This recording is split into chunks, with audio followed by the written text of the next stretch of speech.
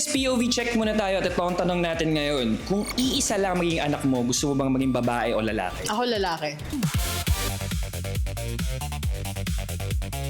Kasi tatlo kaming magkakapatid na puro babae. Wala kasing lalaki sa family namin eh. So ako gusto ko magkaroon ng anak na lalaki. So, ikaw, kung magkakaanak ka ng lalaki, how do you think you would parent a guy? Ako kasi gusto ko maging talagang close, pero syempre may authority pa din as a parent. Pero gusto ko syempre na maging parang super best friends kami nung magiging anak ko.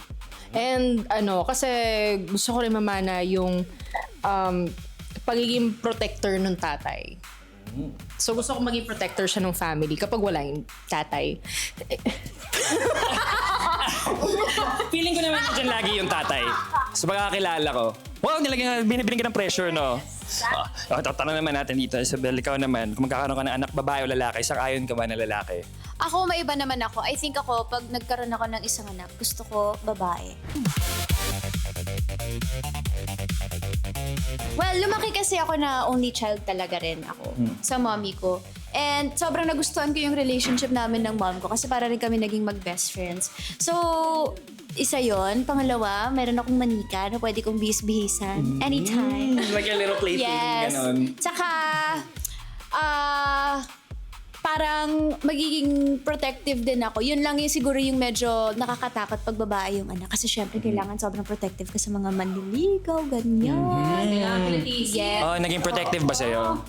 Oo, pero siguro mga one notch down. Charot, mama. I love you. Hello. Happy Mother's Day!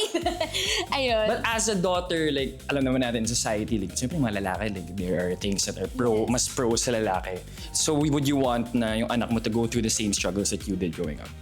I mean, I wouldn't say naman na nag-struggle ako. I think nasa posisyon naman ako in life na aware ako na, privileged tayo sa kinalakihan natin. So, even naman din yung generation natin nung bata pa tayo, I don't think we struggled as much as our parents did when it comes to equality. So, I'm very grateful na sa 21st century na ako napanganak.